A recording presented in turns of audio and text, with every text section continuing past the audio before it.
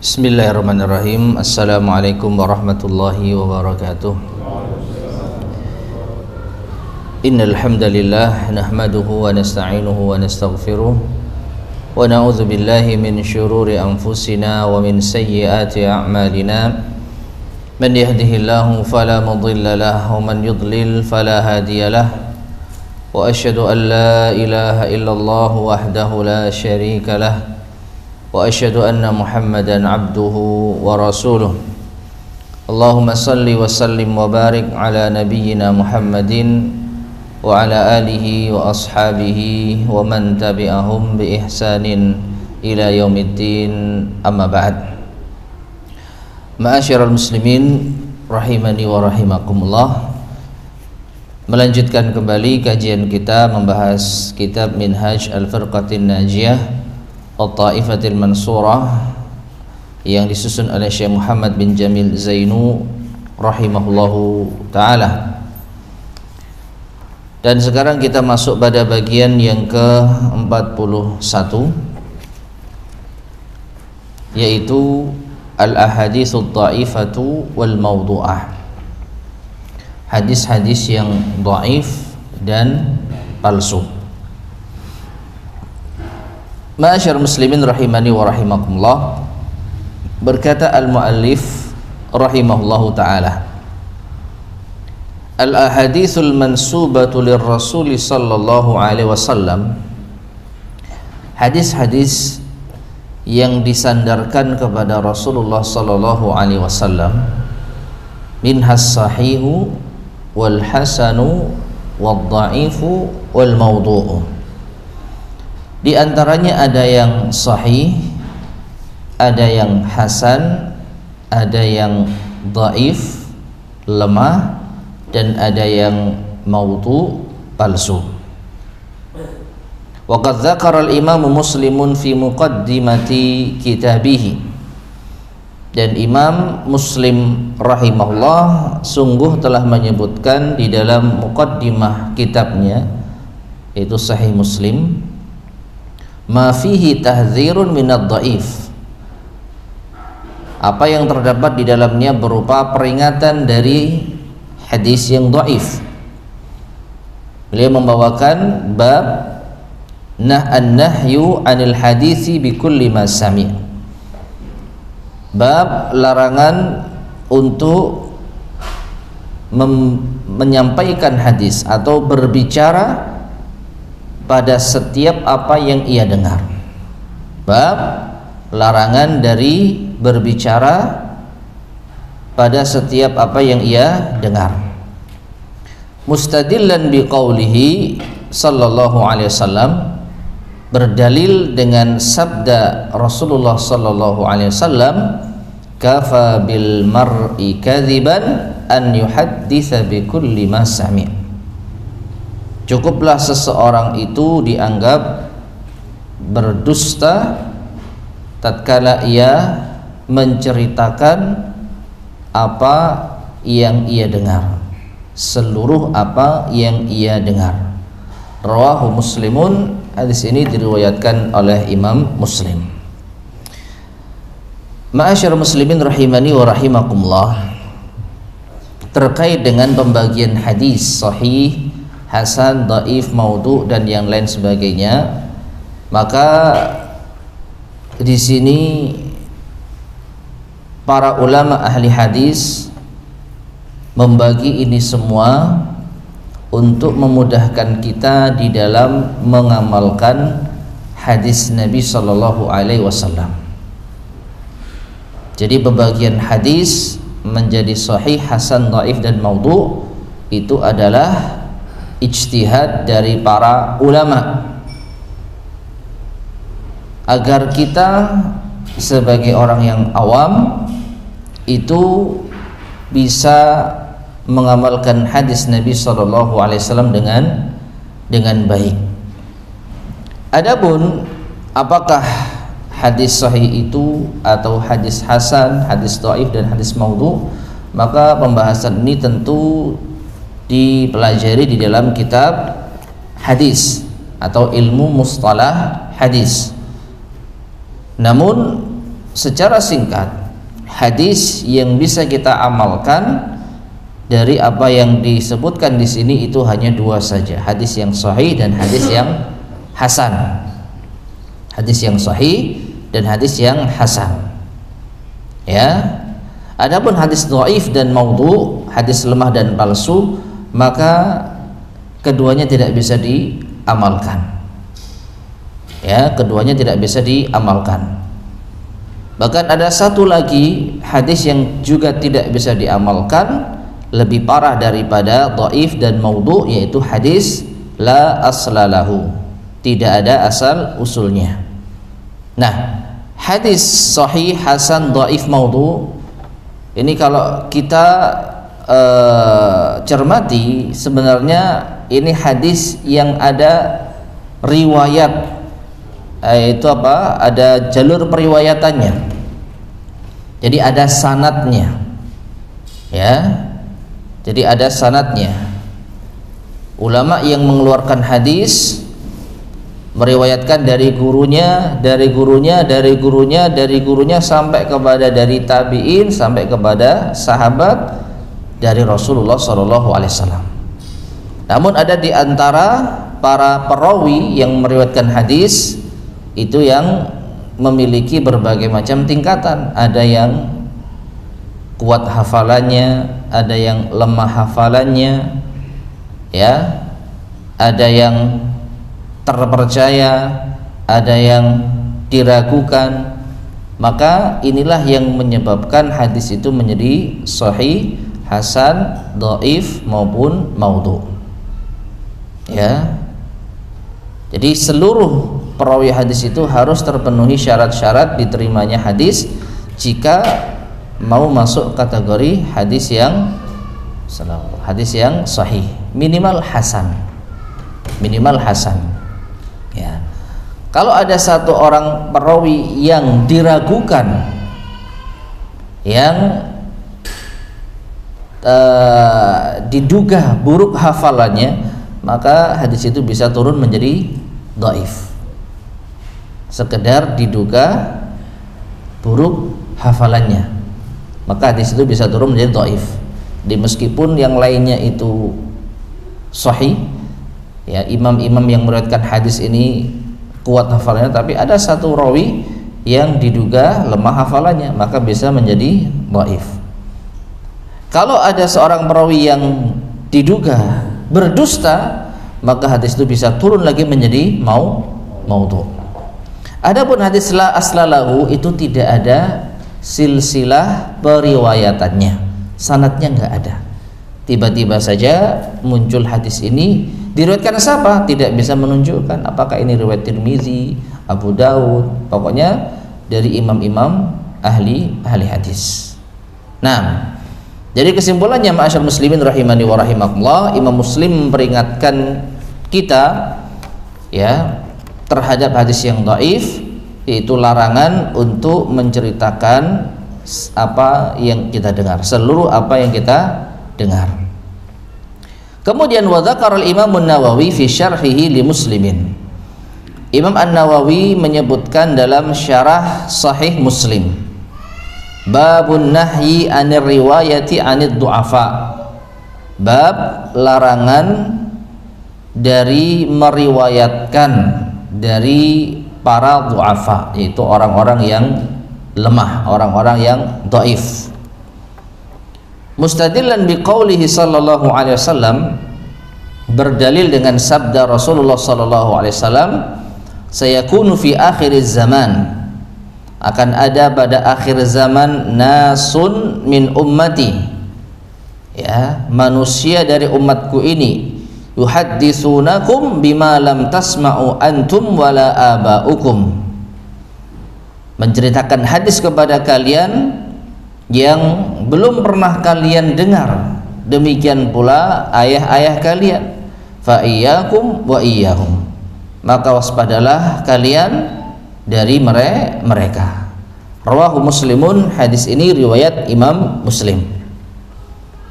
Nah, apa yang disampaikan oleh Imam An-Nawawi rahimahullah, yaitu bab larangan meriwayatkan dari orang-orang yang dhaif. Ya, jadi larangan meriwayatkan dari orang-orang yang dhaif.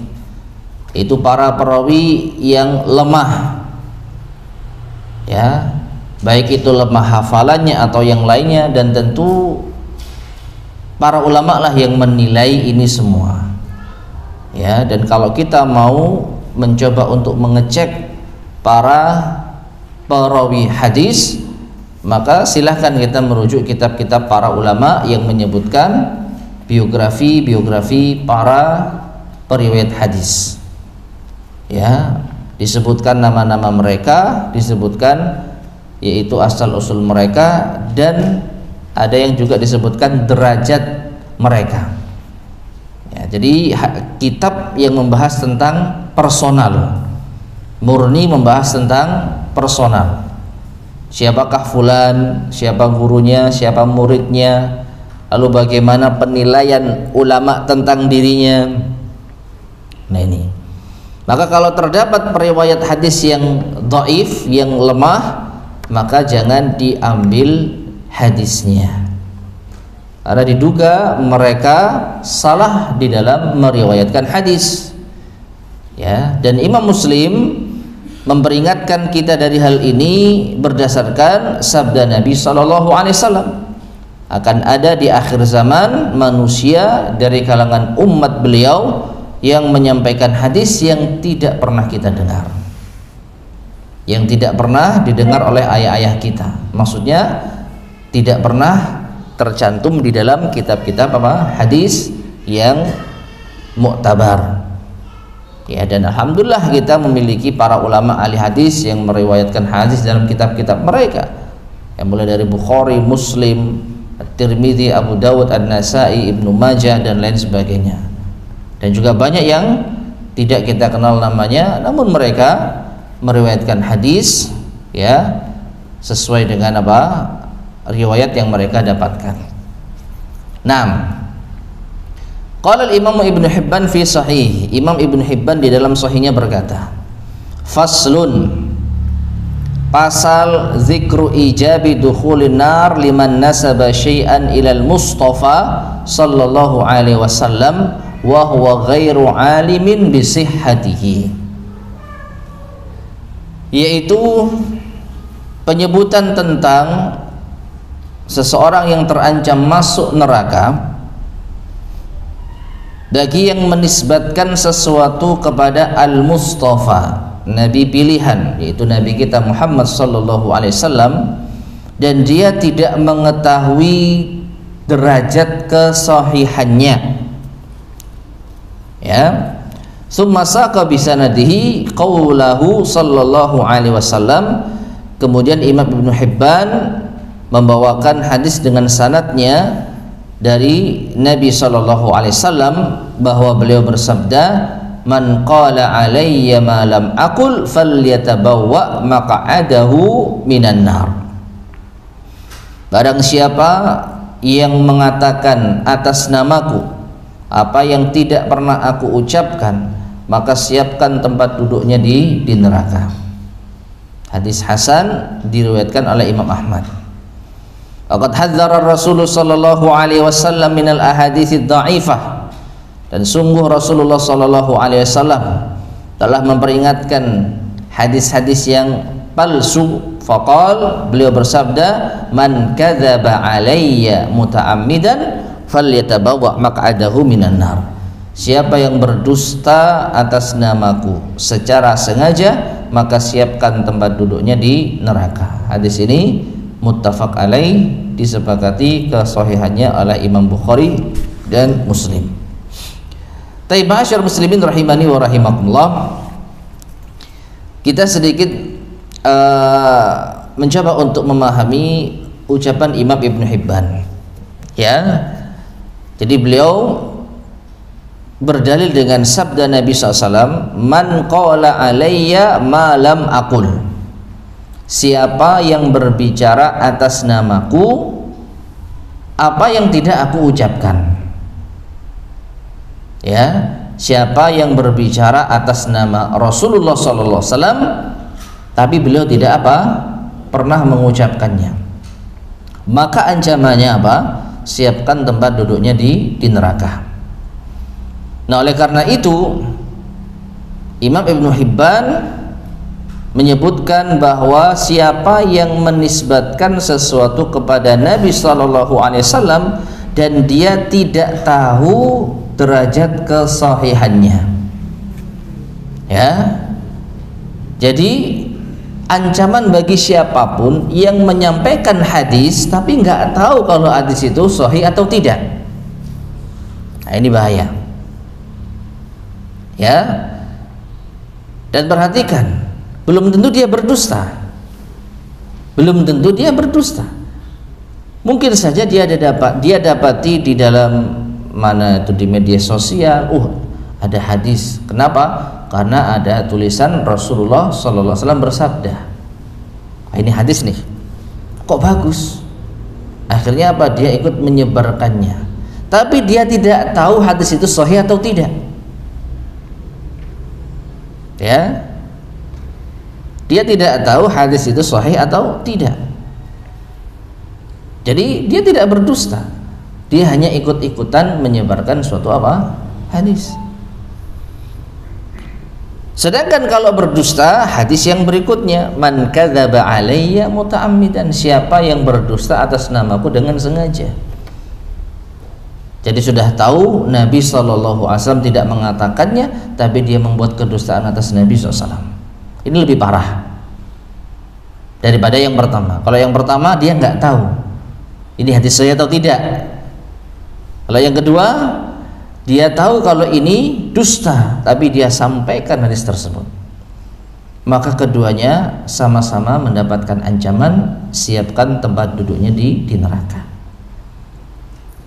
Nah, oleh karena itu ma'asyur muslimin rahimani wa rahimakumullah, penting bagi kita untuk benar-benar memastikan tingkat kesahihan hadis. Nah, sekarang untuk orang seperti kita, dari mana kita bisa tahu? Maka setidaknya wallahu alam shawab, kita memiliki sumber yang terpercaya. Dalam hal ini kita menukil, yaitu mungkin tulisan-tulisan dari ulama yang memang kita kenal, berpegang teguh kepada Quran dan Sunnah, atau kalau itu website mungkin atau channel, ya kita mengenal betul bahwa channel tersebut, website tersebut diurus oleh orang-orang yang insya Allah amanah di dalam menyampaikan hadis. Maka dalam hal ini insya Allah sudah cukup, ya. Karena jujur saja bagi orang seperti kita sulit untuk memeriksa secara pasti hadis ini riwayat siapa. Yang bisa kita lakukan hanya copy paste. Nah, karena kita tidak mampu merujuk langsung hadis itu kepada kitab-kitab induk, maka kita selektif di dalam mengcopy paste. Itu yang bisa kita lakukan saat ini, ya. Kamu dapat hadis dari mana? Di situ tertulis hadis riwayat Bukhari misalkan. Dari mana ini didapatkan? Dari website ini, dari channel ini. Bagaimana track recordnya? Apa yang mereka serukan? Siapa pengurusnya, atau siapa ulama rujukannya? Kalau ternyata ulama rujukannya itu ulama-ulama kita yang memang sudah diakui keilmuannya, maka bismillah, kita copy paste dari website ini, hadis ini, riwayat ini, ya. Jadi sebatas itu yang bisa kita lakukan. Tapi kalau enggak jelas asal usulnya, ini channel siapa yang ngurus, ulama rujukannya siapa, pemikirannya bagaimana, tiba-tiba mencantumkan hadis riwayat Muslim, riwayat Abu Dawud, riwayat Tirmidzi, maka dalam hal ini kita jangan buru-buru untuk men-share-nya, jangan buru-buru untuk menyebarkannya. minimal kita tanyakan dulu kepada ahlinya. Meskipun yang namanya ahli di zaman sekarang anggaplah seorang ustadz, ya paling nanti juga akan merujuk lewat aplikasi atau website yang dipercaya di dalam menyebarkan hadis-hadis Rasulullah Sallallahu Alaihi Wasallam, dan tentu saja berbahasa Arab. Ya, nah ini masyarakat muslimin rahimani wa rahimakumullah, hal yang perlu untuk kita benar-benar perhatikan. Di sini kita tidak melarang siapapun untuk menyampaikan hadis, karena Nabi SAW mengatakan balighu anni walau ayat, sampaikan dariku meskipun satu ayat. Cuman pastikan itu berasal dari Rasulullah SAW. Justru hadis balighu anni walau ayat itu peringatan keras bahwa yang disampaikan harus dari siapa? Rasulullah SAW. Maka kita menyampaikan satu hadis tapi sahih, yakin kita dari Nabi SAW, yang mungkin kita membutuhkan waktu yang cukup lama, ini hadisnya sahih enggak? Ya, tanya ustadz ini, tanya ustadz itu, atau kita mencoba untuk mencari informasi website yang memang bisa betul-betul mengidentifikasi ini hadis riwayat siapa, lalu bagaimana penilaian para ulama tentangnya. Ya, setelah kita otak-atik, akhirnya 5 menit 10 menit kita simpulkan, oh ini hadisnya benar riwayat Tirmizi, disahihkan oleh ulama fulan dan fulan, baru kita share. Cuman satu ini lebih baik daripada kita men-share ya puluhan hadis tapi semuanya belum bisa dipastikan kesahihannya, meskipun hadisnya apa? Bagus.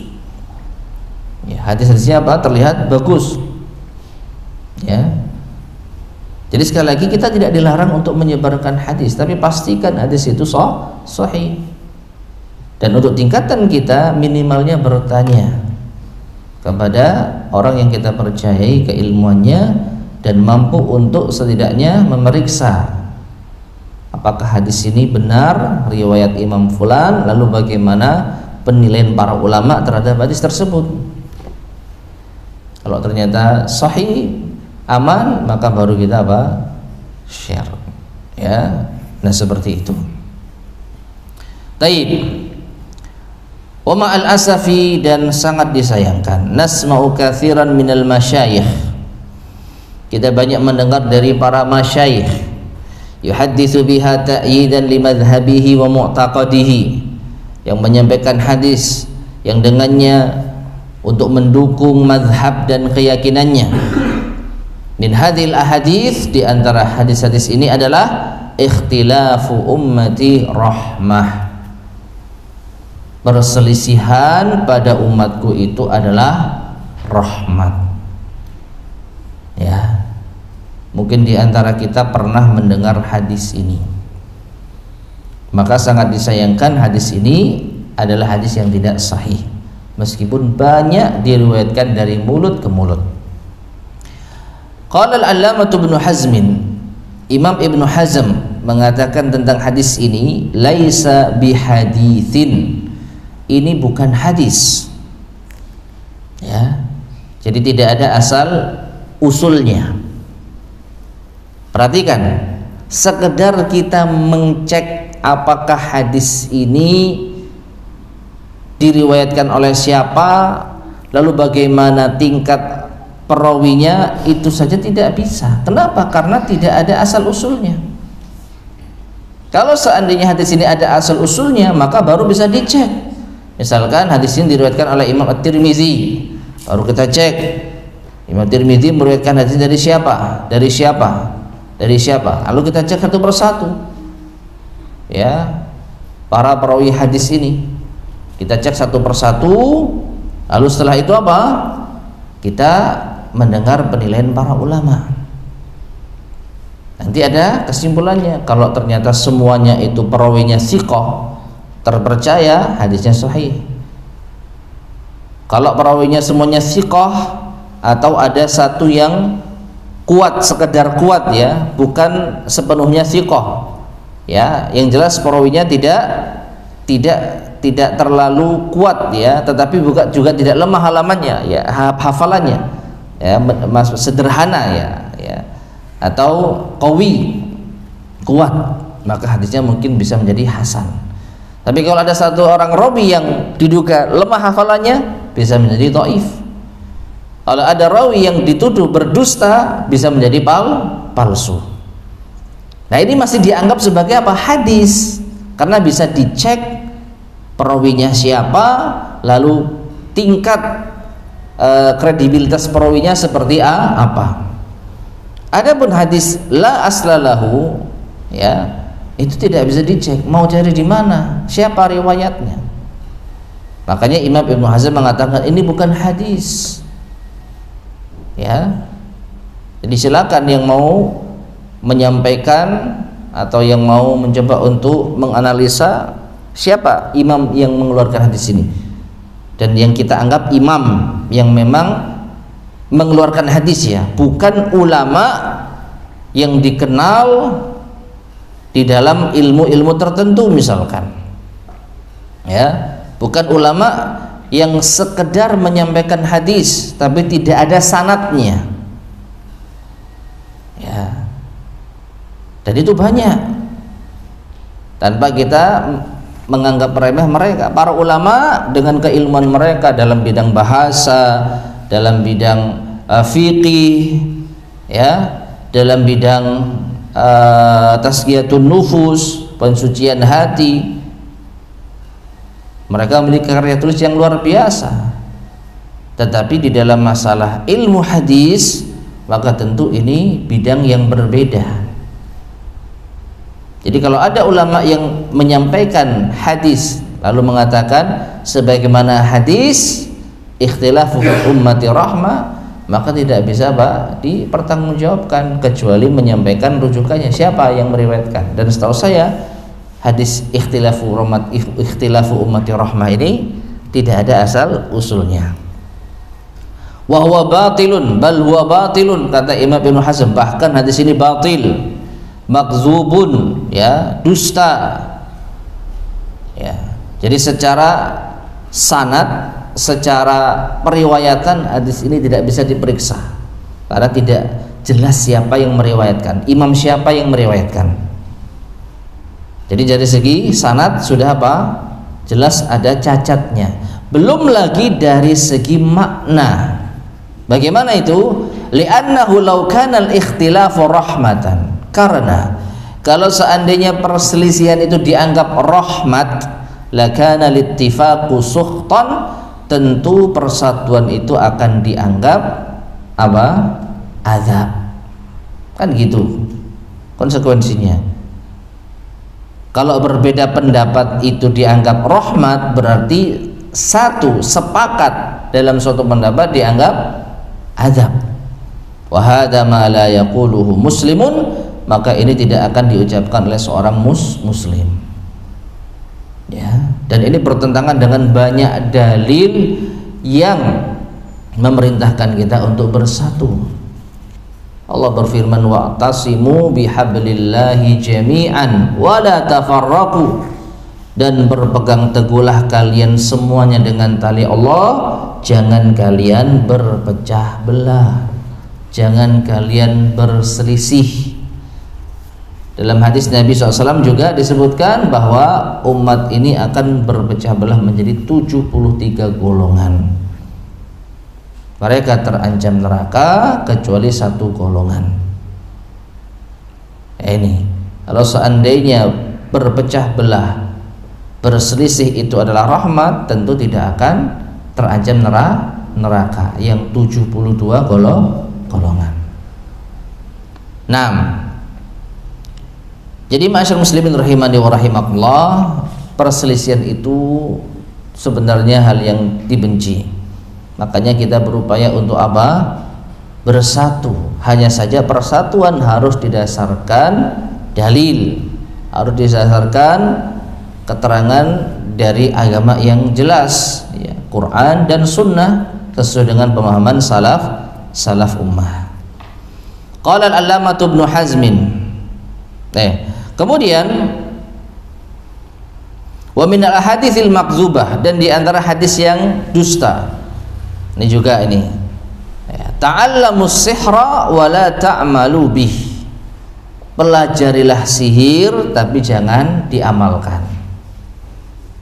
Ya. Ini juga hadis yang apa? Palsu.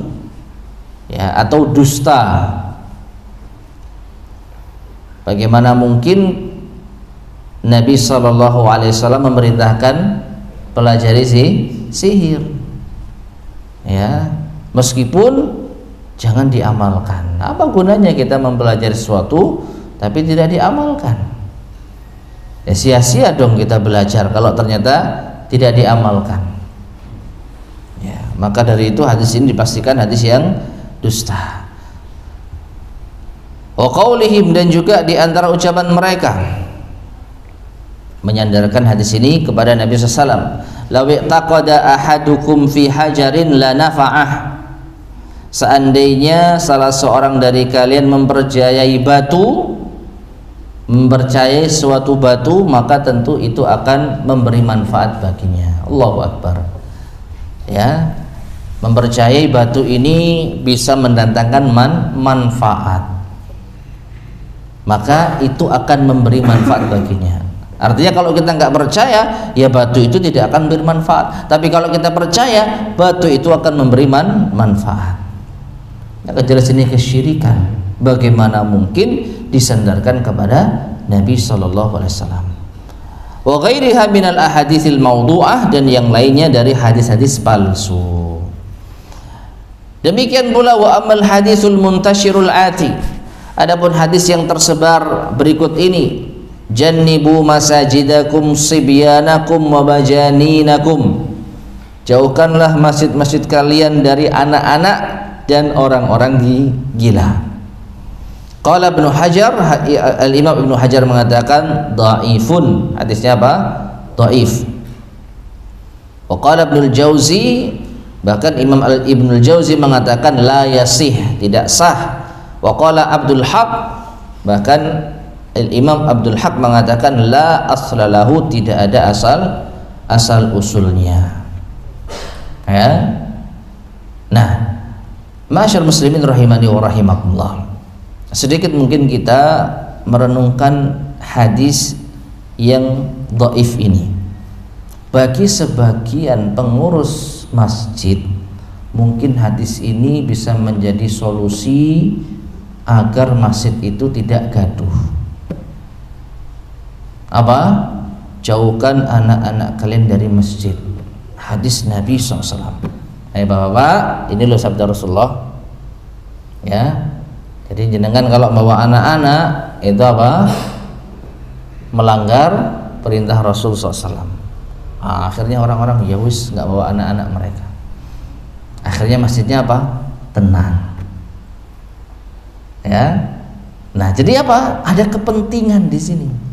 Tanpa mengecek dulu hadis ini sahih atau tidak. Ya, Imam Ibnu Hajar mengatakan dhaif, Ibnu Jauzi mengatakan tidak sahih, Abdul Haq mengatakan tidak ada asal usulnya. Maka jangan karena supaya masjid itu tidak ramai lalu kita pakai hadis yang tidak sahih, ya, demi mencapai tujuan kita. Kalau anak-anak ramai, ya dididik, kan begitu, bukan malah diusir. Orang tuanya diberi pengertian, disampaikan tentang apa namanya itu kewajiban untuk menjaga ketenangan sholat. Ya, kalaupun orang tuanya tidak membawa anaknya ke masjid, bukan karena hadis, tetapi karena menyadari anak saya belum waktunya dibawa ke masjid. Ya, ini lebih apa? Lebih baik daripada meyakini suatu hadis tapi ternyata apa? Palsu atau dhaif. Ini lebih berbahaya. Kenapa? Karena kita melakukan sesuatu berdasarkan keyakinan kita. Nabi SAW menyampaikannya, padahal tidak.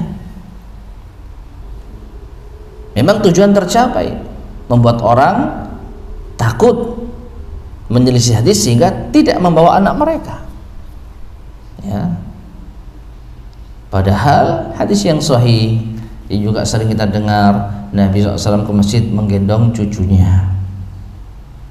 Bahkan sempat beliau memperlama sujud karena tidak ingin mengganggu cucunya main kuda-kudaan. Sampai membuat apa, sahabat itu khawatir, ini kenapa Nabi kok sujud nggak bangkit-bangkit, ada yang ngintip. Nah gitu, oh ada cucunya di atas punggung Nabi. Ya.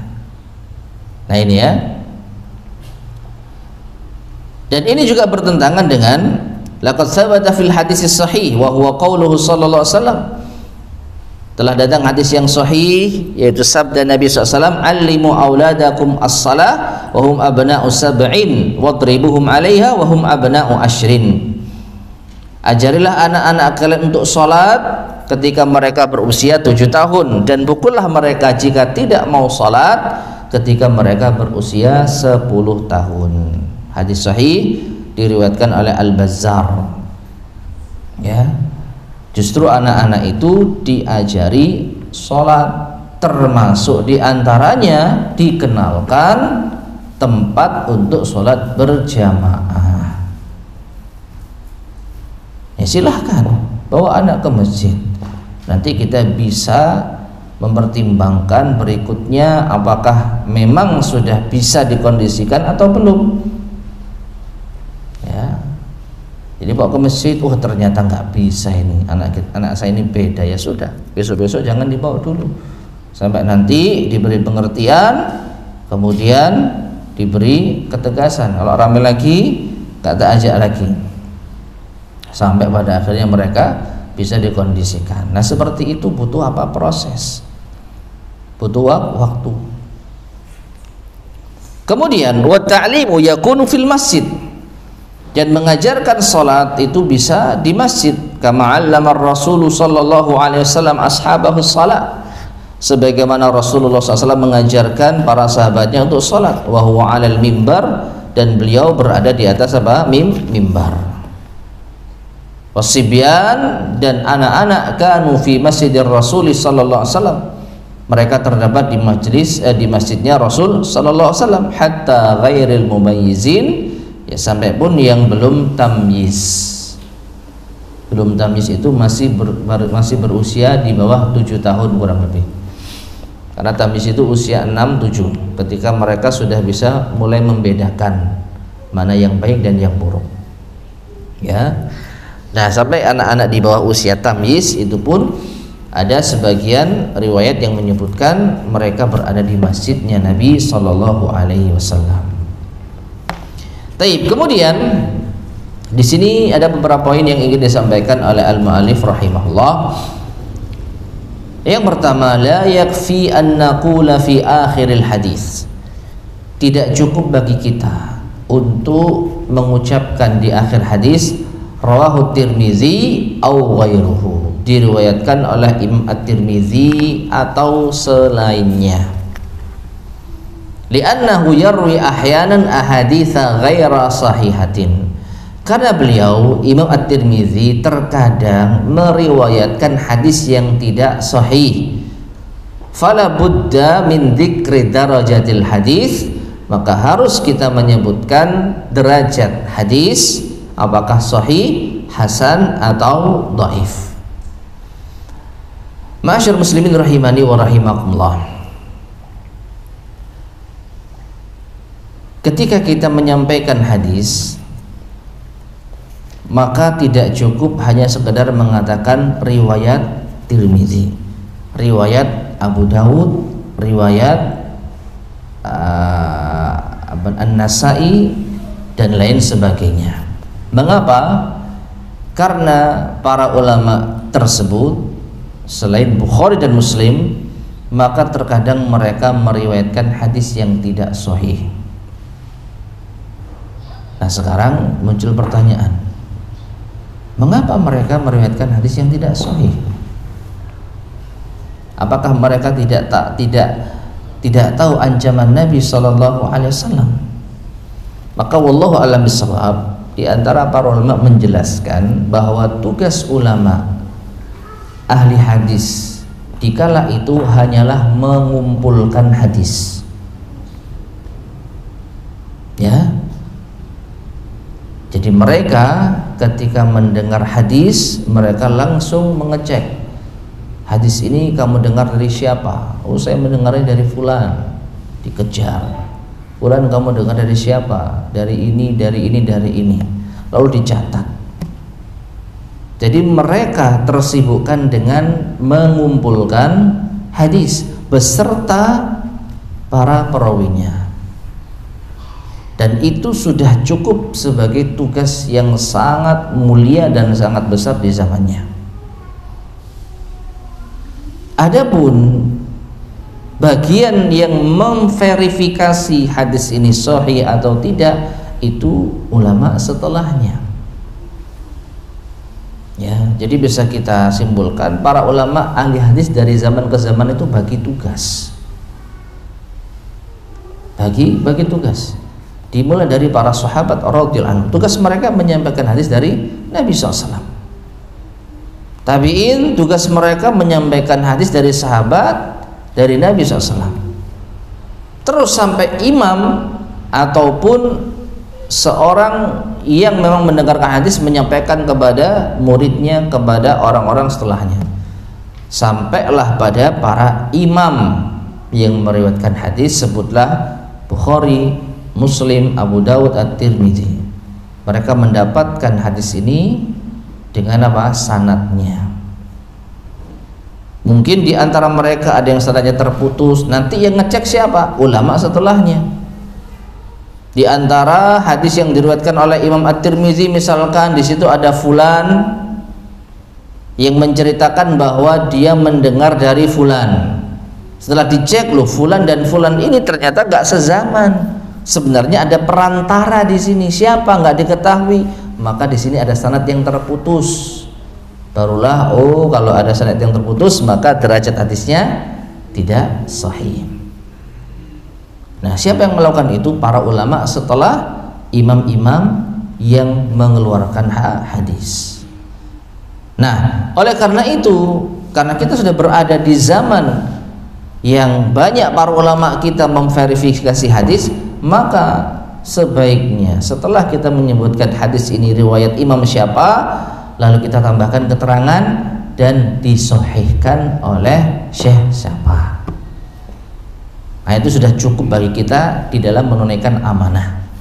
Tapi kalau kita hanya menyebutkan hadis ini diriwayatkan oleh Imam At-Tirmidzi, nah, kita di sini kurang. Loh, Imam At-Tirmidzi meriwayatkan hadis, tapi derajatnya apa? Sahih atau tidak?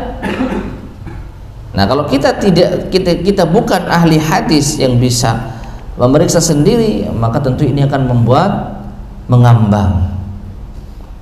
Oleh karena itu, setidaknya kita sampaikan hadis ini diriwayatkan oleh Imam At-Tirmidzi dan beliau menilainya sahih. Kalau memang Imam At-Tirmidzi sendiri yang menilai derajat hadisnya, nggak ada masalah. Karena memang terkadang imam-imam tersebut menentukan derajat hadisnya, meskipun tidak semua. Nah, ini bikhilafi, ya, amma qauluna, adapun ucapan kita rawahul Bukhari wa Muslim, diriwayatkan oleh Bukhari dan Muslim, fayakfi, maka ini sudah cukup. Lianna ahaditsahuma sahihatun, karena hadis-hadis keduanya itu sahih. Nah, kalau Bukhari Muslim aman. Cuman PR kita satu, bener nggak ini riwayat Bukhari Muslim? Lagi-lagi kita butuh tanya, memverifikasi kepada yang ahli, ya. Atau kalau kita menggunakan aplikasi, website, masukkan apakah benar Bukhari dan Muslim meriwayatkan hadis ini. Kalau benar, silahkan kita sebarkan, alhamdulillah, ya. Tapi selain Bukhari dan Muslim, maka kita butuh yaitu keterangan tambahan yang didapat dari para ulama yang ada. Kemudian poin yang kedua, innal haditsad dha'ifa, sesungguhnya hadis dhaif, hadis lemah, lam tathbut nisbatuhu lirrasul sallallahu alaihi wasallam, maka tidak sah dinisbatkan kepada Rasulullah sallallahu alaihi wasallam, liwujudi illatin fi sanadih, karena terdapat cacat di dalam sanadnya, au matnihi, atau matannya, atau redaksi hadisnya, ya. Di sini masyarakat muslimin rahimani wa rahimakumullah, ini adalah suatu kesimpulan dari perincian para ulama kita terkait dengan kriteria hadis dhaif. Dan sekali lagi membahas tentang masalah hadis ini bukan pelajaran inti kita, bukan pelajaran inti kita. Namun yang jelas kalau ada hadis itu dianggap dhaif, maka pasti ada cacatnya. Entah cacatnya itu pada perawinya, pada sanadnya, atau pada redaksi hadisnya, bertentangan dengan hadis yang sahih misalkan, maka hadis itu bisa menjadi lemah. Lalu di sini beliau memberikan analogi yang menurut saya mungkin wallahu alam ya, hadis disamakan dengan daging nih, tapi tidak apa-apa, kita baca saja. Wa in ahaduna law nazala suq, kita kalau masuk ke pasar fara'alah man saminan wa dhaifan, lalu kita melihat ada daging yang gemuk dan daging yang lemah ya, maksudnya kurus. Fa ya'khudus samin, maka tentu kita akan mengambil daging yang gemuk, wa yatrukut dhaif, dan meninggalkan yang lemah atau kurus ya. Waqad amarana al-islamu an na'khudha adh-dhabihata as-saminata fil udhiyah wa natruka ad-dha'ifata al-hazila. Dan Islam juga memerintahkan kita untuk memilih hewan sembelihan yang gemuk dan sehat, dan meninggalkan hewan sembelihan yang lemah dan kurus ya. Fa kaifa yajuzul akhdhu bil hadits ad-dha'if fid din, maka bagaimana mungkin kita dibolehkan mengambil hadis yang lemah dalam agama, wala siyama inda wujudis sahih, terlebih jika ada hadis yang sahih ya. Ini perumpamaan yang bagaimana ya kira-kira ya. Jadi mungkin maknanya dalam masalah duniawi saja kita lo milih yang baik, kita milih yang gemuk dibandingkan dengan yang lemah, yang kurus, maka apalagi dalam masalah agama.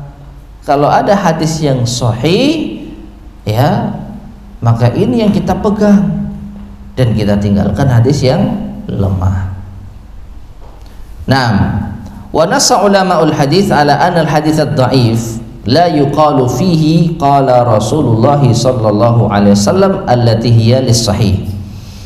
Dan para ulama ahli hadis mereka menyampaikan bahwa hadis dhaif, hadis yang lemah, sepatutnya tidak kita katakan qala Rasulullah sallallahu alaihi wasallam. Rasulullah sallallahu alaihi wasallam bersabda. Ya. Jadi anggaplah kita ingin menyampaikan hadis dhaif sebagai suatu pelajaran, bukan untuk mengamalkan, bukan untuk kita jalankan, tapi kita ingin ngambil pelajaran. Contoh, kita ingin membuat contoh. Misalkan ada hadis dhaif, misalkan gitu ya. Misalkan ada hadis dhaif nih. Hadis dhaif ini berbunyi Rasulullah SAW bersabda, maka ini jangan. Lalu bagaimana? Katakanlah ruwiyah, diriwayatkan, bisighatil majhul litafriqi bainahuma. Nah, itu enggak apa-apa. Ya, misalkan ada hadis yang diduga dhaif, ketika kita ingin jadikan sebagai sebuah pelajaran ya, maka kita katakan bahkan ada hadis dhaif yang diriwayatkan dari Nabi SAW seperti ini dan seperti itu. Jangan kita mengatakan Rasulullah SAW bersabda ya. Rasulullah SAW pernah mengatakan, Rasulullah SAW pernah melakukan, Rasulullah SAW pernah berbuat demikian.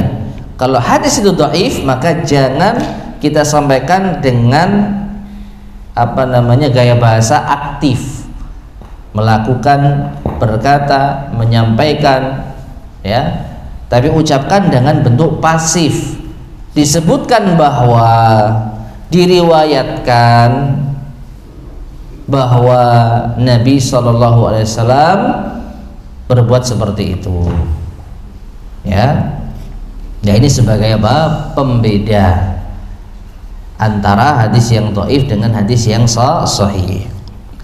Dan yang ketiga, yang terakhir, yara ba'dul ulama al-mutaakhirin, sebagian ulama mutaakhirin, kontemporer, memandang jawazal akhdhi bil hadits dhaif, bolehnya mengambil hadis yang dhaif bisyurut, dengan beberapa syarat. Yang pertama, an yakuna fi fadailil a'mal, hadis sahih bisa diamalkan, bisa diambil dalam fadail a'mal. Apa fadail amal? Keutamaan amalan. Perhatikan ya, keutamaan sebuah amalan. Jadi hanya terbatas pada apa?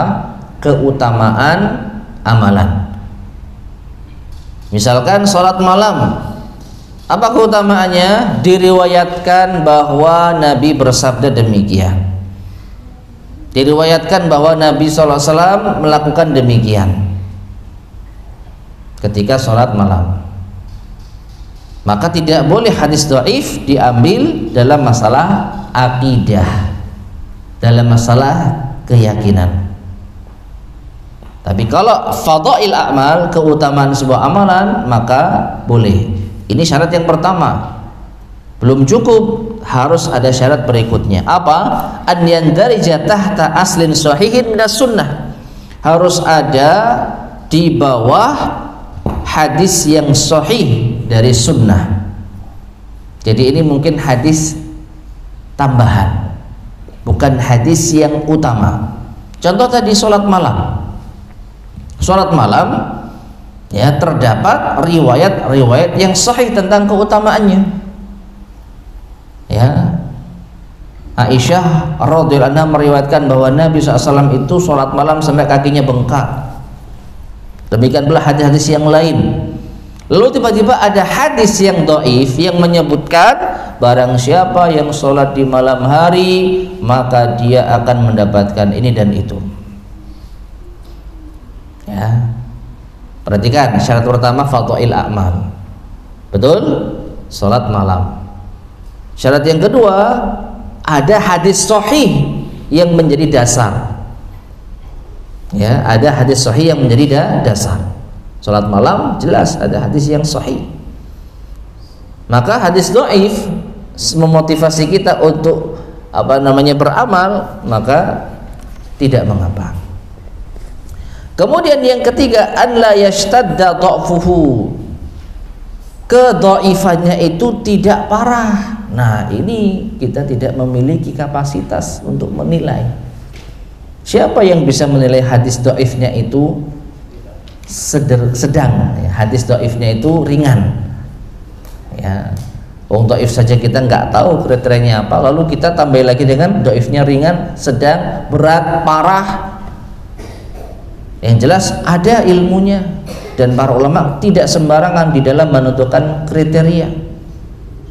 Ya, untuk hal ini maka kita nyerah ini. Wah, ini harus kita serahkan kepada ulama.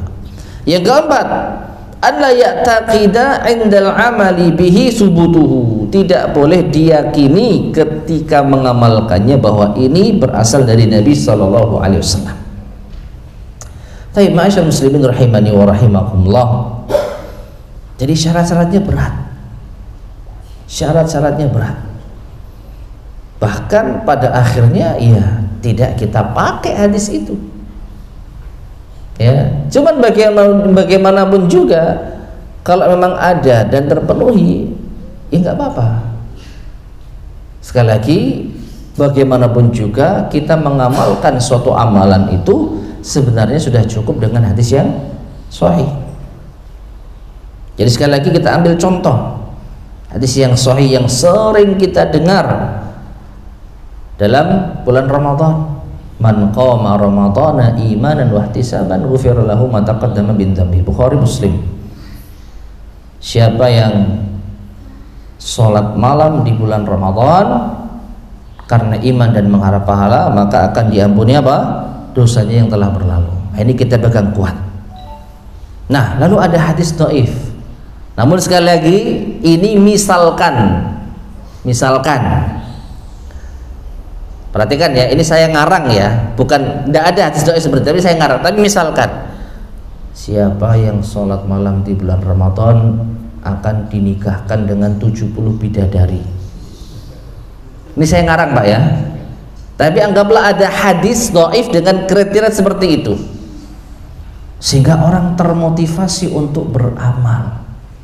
Waduh, saya mau sholat malam supaya saya dinikahkan dengan 70 bidadari. Maka syarat-syarat ini harus terpenuhi. Fadhail amal terpenuhi, pembahasannya sholat malam.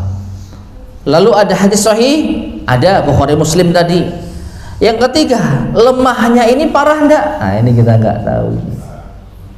Palsu kok Pak, bukan palsu, maaf ya, ngawur saya. Makanya kalau ada hadis semacam ini ya, dan lemahnya itu ringan, oke. Yang ketiga, yang keempat, tidak meyakini hadis itu dari Nabi SAW. Nah ini yang agak bingung kita ya. Ini bukan sabda Nabi, tapi saya amalkan. Nah terus itu apa? Kenapa nggak kita cukupkan? Kita ingin mendapat ampunan ya atas dosa yang telah berlalu dengan sholat malam. Terus biar termotivasi. Nah ini yang jadi masalah, termotivasi untuk mengamalkan karena hadis dhaif ya. Oleh karena itu memang para ulama ada yang tidak setuju dengan hal ini. Pokoknya hadis dhaif tidak boleh diamalkan, baik fadhail a'mal ataupun akidah, apalagi akidah. Tidak ada syarat-syaratan, pokoknya jangan. Nah, oleh karena itu beliau mengakhiri penjelasan ini dengan mengatakan wa nasul yaum la yataqayyaduna bihadhi syurut illa ma nadir. Dan orang-orang di zaman ini mereka tidak perhatian dengan syarat-syarat ini. Yang diambil cuman satu, bolehnya beramal dengan hadis dhaif sudah, tapi syarat-syaratnya enggak dibahas. Syarat-syaratnya tidak dianggap. Ini yang menjadi bahaya. Makanya para ulama yang lain menutup celah ini dengan mengatakan tidak boleh meriwayatkan hadis dhaif sama sekali. Supaya apa? Supaya tidak kecolongan seperti ini. Akhirnya apa? Dimanfaatkan, hanya diambil atasnya saja. Boleh beramal dengan hadis dhaif, padahal ada syaratnya. Dan syarat-syarat itu sekali lagi sangat berat dan bisa dikatakan berat sekali ya, hampir mustahil untuk dipenuhi. Wallahu taala alam bissawab. Ma'asyiral muslimin rahimani wa rahimakumullah. Adapun berikutnya di sini ada beberapa contoh hadis maudhu ya, hadis palsu. Cuman banyak ini. Ya. Banyak ini. Mungkin akan kita lanjut pada kesempatan berikutnya biidznillah subhanahu wa ta'ala. Contoh-contoh hadis yang palsu yang beredar di sekitar kita. Mungkin diantaranya nggak pernah kita dengar ya hanya sebagai wawasan saja. Wallahu ta'ala alam bissawab. Baik ma'asyiral muslimin rahimani wa rahimakumullah, ini yang bisa kita sampaikan pada kesempatan di malam hari ini. Insyaallah akan kita lanjutkan pada pertemuan berikutnya biidznillah subhanahu wa ta'ala. Sebelum kita akhiri, barangkali ada yang disampaikan, tafadhol silakan.